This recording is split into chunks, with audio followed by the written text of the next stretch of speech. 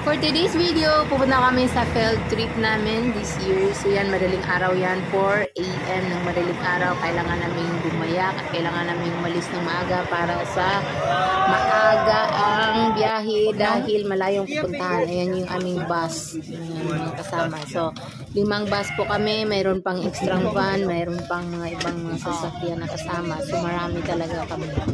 Clips lang yan. Yung aming bus, Clips lang. Bus number 4 kami. So, ayan, start na yung biyahe. So, not just only Yan, local habang tulog tourists, ang but iba. foreign So, ako tourists naman, came busy here ako sa to watch pag-video dance dahil event. content is life. So, ayan, maganda kasi yung mga tanawin sa lugar at maaga na. So, maganda yung araw. Nakikisama yung araw. So, yung maganda yung view. Diyan na kami yan banda sa Pampanga. Sa Pampanga kasi guys, talaga pala ang gaganda ng mga view. Ang gaganda ng mga infrastructure nila. Ayan. So, talagang nakaka-release ng stress yung view. Yung environment nila. Ayan. Hello guys, dito tayo sa Subic Bay. Papakita sa inyo yung lugar. 25 New Lantern. Dito tayo sa Subic Bay. Pagdating namin dito sa Subic Bay ay ang ganda naman talaga ng tanawin at wala pa ding masyadong init dahil maaga pa kami nakarating dyan, mga 7 plus yata yun. So talagang nakaka-release ng stress talaga. Bawal daw tayo. Alam mo yung kahit minsan lang sa buhay mo ay mag-unwind ka naman, mag-refresh ka naman para ikaw ay magkakaroon ng magandang pakiramdam kasi puro na lang problema ang mga naranasan natin for the past few days kasi talaga. So, ayan, talagang nakaka-refresh. Gusto ko na sanang lumaligo dyan sa dagat kaso hindi pwede kasi ano lang kami dyan, stopover lang kami dyan. Picture-picture, then langhap ng sariwang hangin dahil nga medyo stress yung biyahe dahil malayo. Yan. Higanting lantern. Talaga namang mai-enjoy ka. Ang lalaki ng mga lantern nila. Ayan. Gaganda din. So, lalong-lalo na siguro pag gabi. Talagang ang ganda. Ayan. May malaking lantern talaga dyan. At yan, picture-picture per bus number, nagpipicture yan dyan. Kasi kailangan may remembrance din kami. So, ayan, iniikot mo na lang muna para makita talaga yung view. Dahil para naman tayong magkakaroon tayo ng good memories sa ating field trip. And this year po, since last lang naman to, minsan lang sa ating buhay. So, babalik na kami sa bus. Ilang minuto lang ay biyahe na naman kami ulit. So, ayan, biyahe kami ulit. Papunta na kami dyan sa Subic Ocean Adventure. Kasi doon talaga yung pinaka namin din. Trip din talaga para makita yung mga show nila. Sa ocean, mayroon silang sea lion show, mayroon din silang wild show, and ocean adventure show sa mga dolphins. So, papakita din natin by next dahil syempre, mahaba-haba na videos. So, dito, ayan, nag-stop over kami dyan. Ang healthy niya, So, ayan, maraming mga unggoy dyan sa kagubatan nila. At ang hihilti ng mga unggoy nila dyan, guys. Tsaka ang babae. Nagsisilpi siya, nagsisilpi. Huwag mo lang talagang bigyan ng mga pagkain. Kasi pag bibigyan mo siya ng pagkain, lahat sila lapitan sa iyo. Ang dami nila, guys. Sobrang dami nila dyan sa loob ng kagubatan. Pero nanonood lang naman sila sa mga tao. Hindi lang sila nag-iimita. Oo nga, marami. So, ayan, hanggang doon. Ayan, yun. Marami din sa mga pulan. Nag-aabang sila na may magbibigay ng pagkain, pero mayroong tara sila dyan na bawal magbigay ng pagkain kasi nga magkakagulo sila kapag may nakita silang pagkain may mga maliliit din.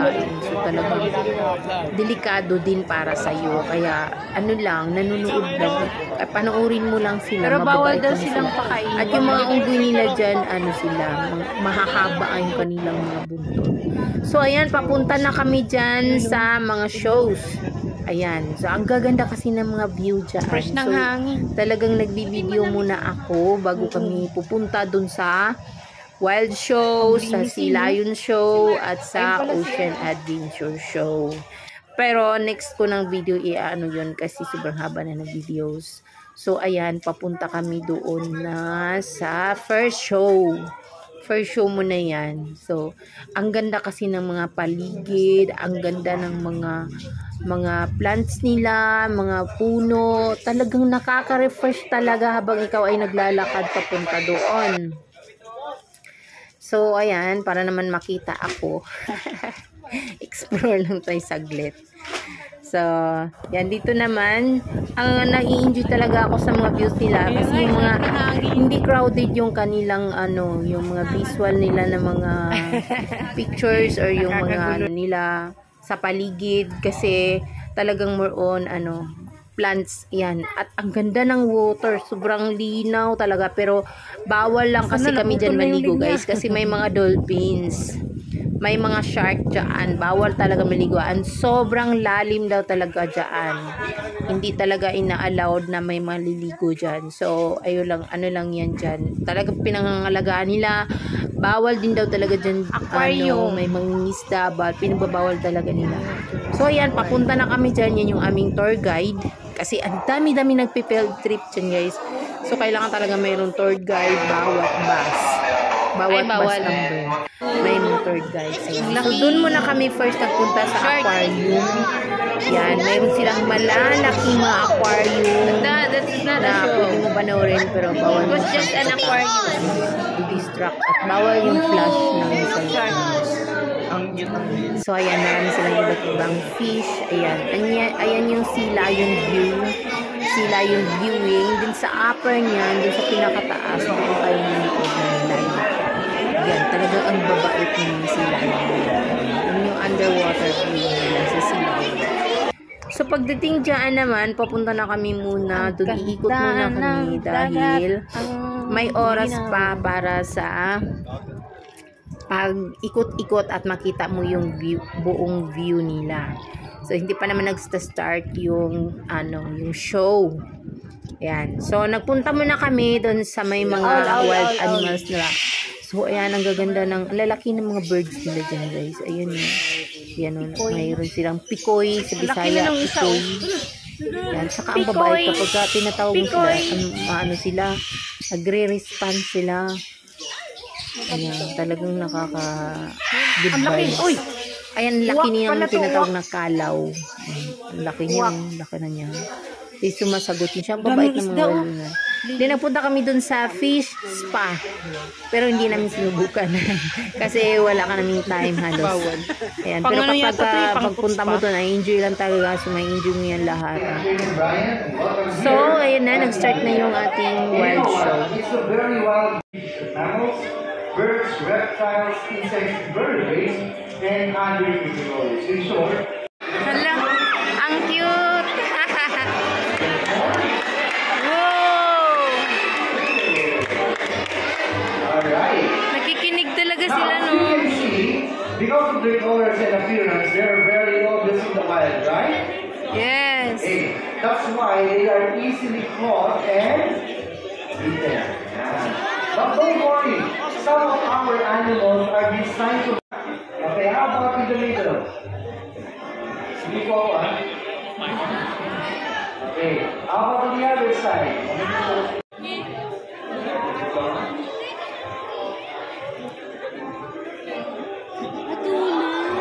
Ay, totoo nga.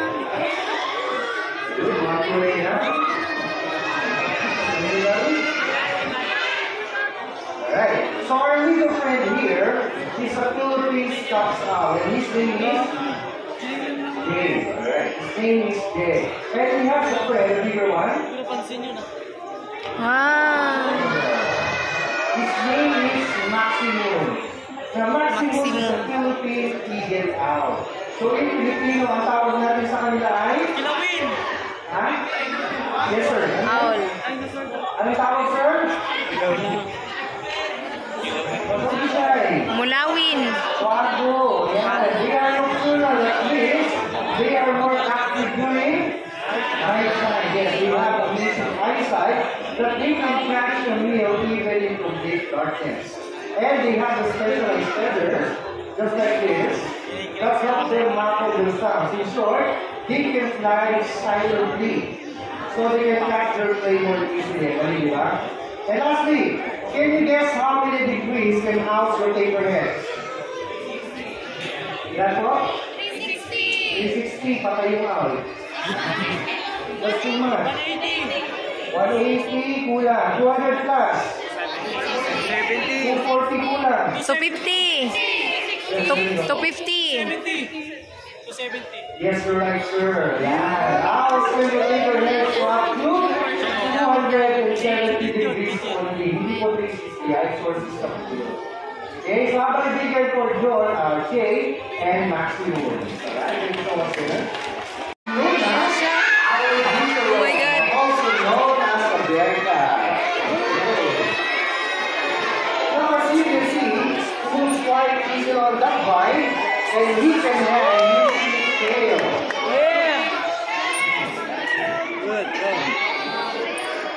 And that tail will operate.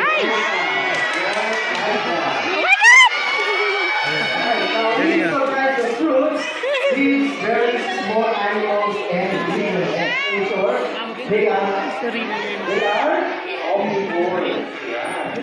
Sabi tulong sa mga kasi, nagkakaroon na a highly strong and very annoying.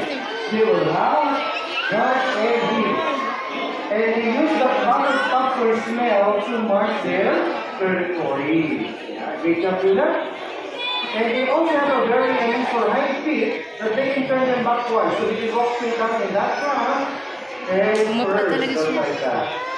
Now, the fish na easy, di ba? Bigyan And lang ng here in the pagkain. Philippines, bitterness can only be found in the beautiful island of saan po natin ito makikita? Saan? Yes, sir. Ano yun? Tama na may sagot mo, Palawan. That's why they also known as Palawan Berta. Okay. So, I'm going to begin for Luna, our tutor. Thank you so much, Luna.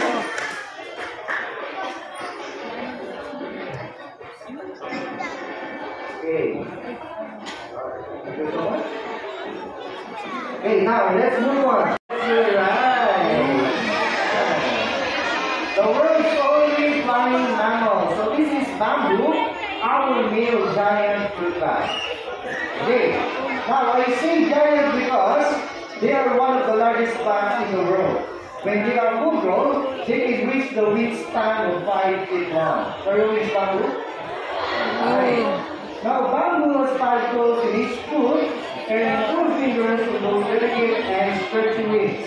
And their tongues stick out so they can move along the branches. Yeah. But everybody's wondering, why do bats hang upside down? Bakit po sila nakabaliktad? Ha? Para matulog? Para ba? Para magtakam? Okay, so there's a couple of reasons, but everybody, I want you all to try this. Close your hand like this. Close your hand. Really tight and thick. See how much energy it takes to do that? So I want you to relax your hand. Relax your hand. Your hand opens, right? Yeah. Well, the bat's claws work the opposite. When they are relaxed, their claws are closed. So when they hang, they are more comfortable. And the other reason that their legs are so small and thin, and it's not designed to walk on or take off from the ground just like birds. So what they must do is, they need to climb up into the higher place. So they bago. No. At kapag nasa taas na sila, they will fly.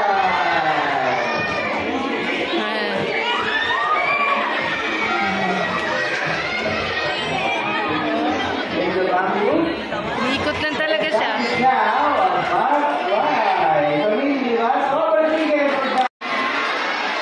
Wow. And this is Noy. So kids, anong bird si Noy? Kapan? Kalaw? Kalaw? Kalaw? Okay. Noy is the northern rufous hornbill or locally known as alaw. Kalaw. Kalaw, sabi ko. Yes, yung tawag natin kalaw. And see that big thing sitting on the top of the stick, that's the way you na. That is what we call gas. So we believe that it acts like a vibrating chamber to make their voices louder. So hornbills are quite tiny. It all range from big booming sounds to raise the gadaki, toots, bellows, and cackles. And I know it's a little hard to see, but hornbills have eyelashes or piling mata. Sabi mo sa kanila doon? To make them so cute and sexy. And that part means why it happens that when you use the tip of his stick as a finger to pluck fruit from trees. Let's show you how.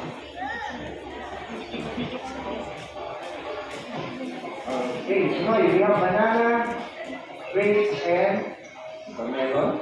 Melon yung favorite na dito sa'yo. Grapes, okay. Very good. And it's big enough that we can catch fruit in mid-air just like this. Oh, galing. Kabangga, try natin. Ready, Noy?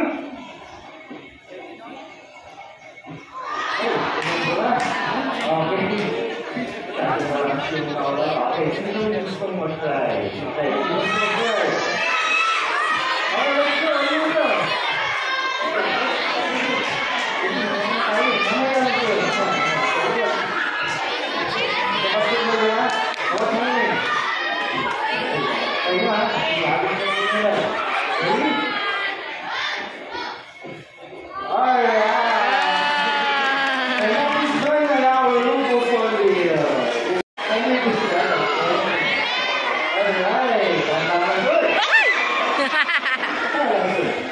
Alright, now this is bigger, our journey is final. And they have instances with humans they always dream of. So in good example, okay, so bakit kaya? Maliwanag ko, listen carefully. Kapag sino ba yung dila niya palabas-labas? Yes. They keep sticking their tongue out because they're smelling the air with it. So they use their tongue for smelling, nose for breathing. And ginger's here doesn't have eyelids. So yung mga snakes, wala po silang taluka.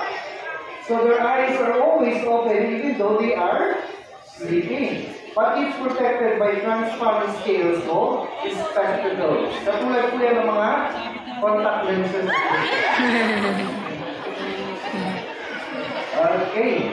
And this beautiful pattern on the skin, it helps to blend perfectly to their environment. Like this branch over here. And that is what we got again? Camouflage. Okay. So I have a question. Some people think that snakes are slippery and slimy. Are they slippery and slimy? Oh, okay. Who says no? Raise your hand. Okay, sir. Yeah. Give your answer. Okay, Pagkila. How about smooth and dry? Smooth and dry? Pagkila. How about I don't know? I don't know. Sabi niya, mas maraming sila. Okay, ganda na naman tayo, guys. Why do you choose a big volunteer? Volunteer? So that's the answer.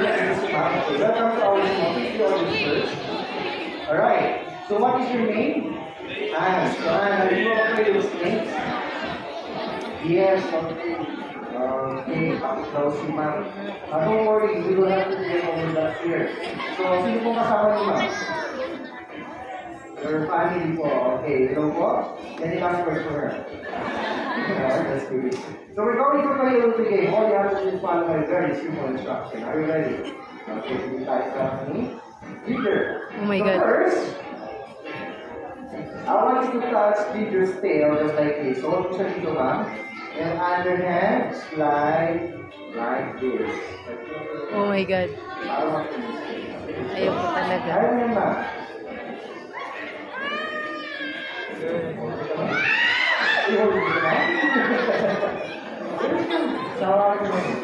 Don't worry, mabait ko yan. Hindi ko matapos. Slide mo siya. Slide. Okay ba? Kawalan ko na lang. Slide mo siya.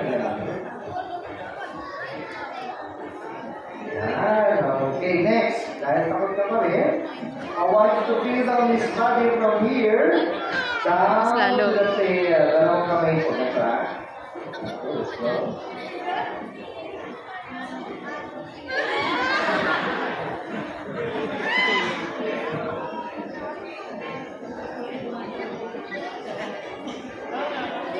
Okay, parang lalo lumakas yung hilig ka.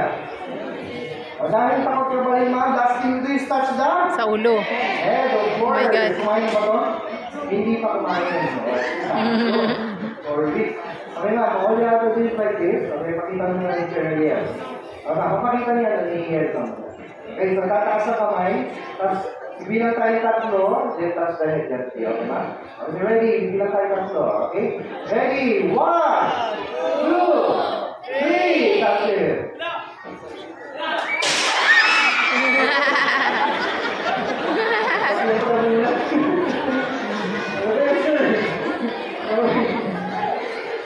Okay, ito naman. Talaga. Ako ba lang niya? Ayan. Okay, mabalik tayo sa gitna.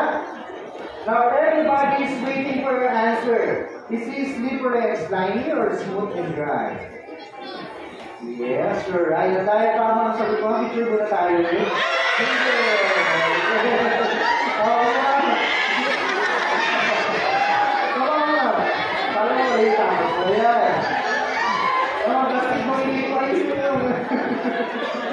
Alright. So how about the GM for bringing ball? Go.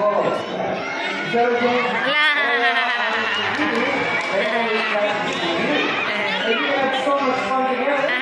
Just like this.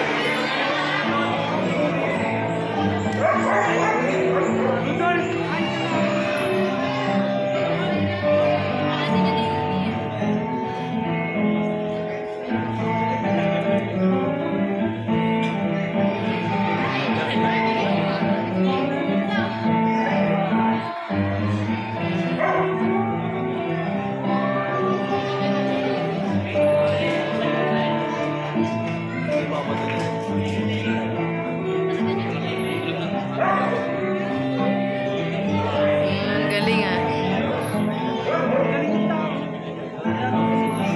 Alright, palpakan naman natin si Tito. Now, remember, the street dogs like Tito wants nothing more but to have a loving family just like yours. So, adopt a dog and have a best pet ever. Is that right, Tito?